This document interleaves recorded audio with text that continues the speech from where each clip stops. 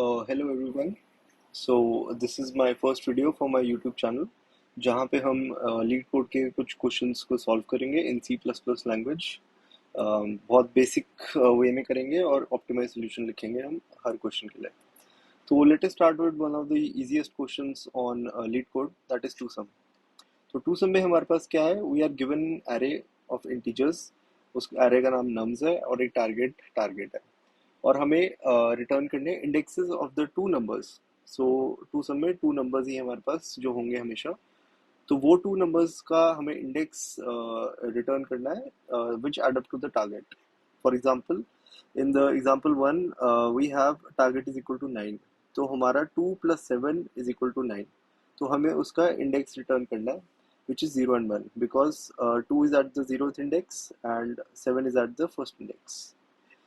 सो अब to sum में ऐसा है कि हमारे पास जो एरे गिवन है वो सॉर्टेड नहीं है, मतलब इट्स नेसेसरली नॉट सॉर्टेड। जैसे इस एग्जांपल में हमारे पास एरे सॉर्टेड नहीं है। अगर एरे सॉर्टेड होती है हमारे पास सपोज, तो हम क्या कर सकते थे, हम दो आइटरेटर्स लगा सकते थे, एक लेफ्ट पे और एक राइट पे, और एक वाइल लूप से फिर हम कंडीशन लगा के एरे को आइटरेट कर सकते थे। बट इस केस में वो हमारे लिए काम नहीं करेगा। So we have to use a data structure called maps, or our unordered map to be more precise. So let us start coding. So we can define our unordered map, which takes two integer values, and we will name it map. ठीक है? And for the sake of simplicity, we can define an int n, which is the size of our given nums array. Okay. So now we will iterate through the nums array. So int I is equal to 0, so n plus plus. Now, when our iterator, जब हमारा iterator first 0th index पे पहुंचेगा, तो हमें देखना है कि target से 2 का कितना डिफरेंस रह जाता है। लाइक टारगेट 9 है तो 9 - 2 7 रहेगा, और फिर अब अगर हमारे पास 7 है तो that means we have the answer. तो हमें ऐसे करके जाना है पहले तो हम इसके लिए एक वेरिएबल बनाते हैं, इंट डिफरेंस नाम दे देते हैं उसका। तो we get target minus nums of i. तो इसमें हमारे पास जो भी टारगेट है, सपोज इस एग्जांपल को ले लेते हैं। तो हमारे पास टारगेट हमारा 9 है। जब हमारा i इज इक्वल टू 0 होएगा, मतलब नम्स ऑफ 0 2 होएगा, तो 9 - 2 हमारे डिफरेंस की वैल्यू 7 आ जाएगी। ठीक है? उसके बाद हम करते हैं, हम अपने पहले मैप में सारी वैल्यूज इंसर्ट कर देते हैं। तो मैप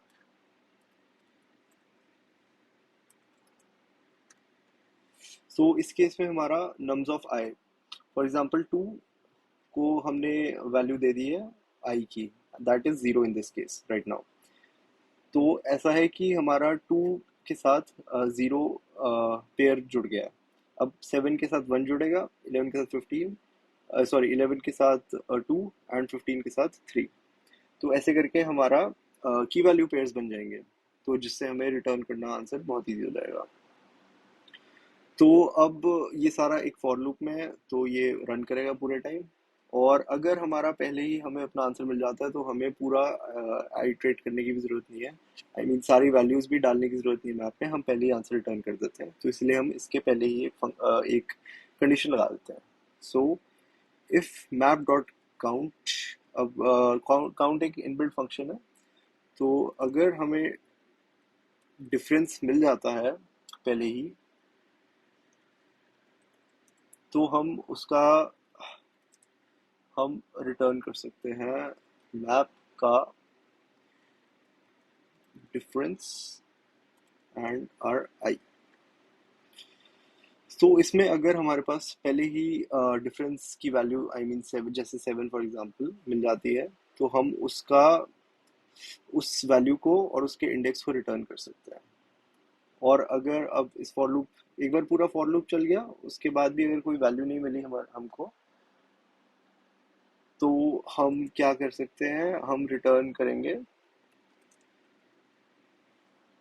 हम रिटर्न करेंगे एम्प्टी array, which means कि we did not find any solution, कोई solution ही नहीं मिला हमें। तो ये कोड है, एक बार फिर एक्सप्लेन कर देता हूँ मैं। तो हमने एक मैप इनिशियलाइज किया है, unordered map which takes two int values, और उस मैप का नाम हमने मैप दे दिया है। हमने नम्स के साइज को एक एन इंटीजर में स्टोर कर लिया है। अब हम आइटरेट करेंगे हर एक वैल्यू के लिए एन की। अगर आई जीरो है, सब जब फॉर लूप स्टार्ट होएगा तो i is equal to zero होगा। तो डिफरेंस में हमारे पास target is 9 minus nums of zero is 2, तो डिफरेंस में हमारे पास 7 आ जाएगा। अगर मैप अगर मैप में हमारे पास 7 की वैल्यू स्टोर्ड है तो ये रिटर्न अभी आंसर हो जाएगा। अगर नहीं है तो इफ स्टेटमेंट में जाएगा ही नहीं, और इस मैप में न्यू वैल्यूज फिल होगी। ऐसे ही करके एक और बार लूप चलेगा i इज इक्वल टू 1 के लिए, सेम प्रोसेस चलेगा।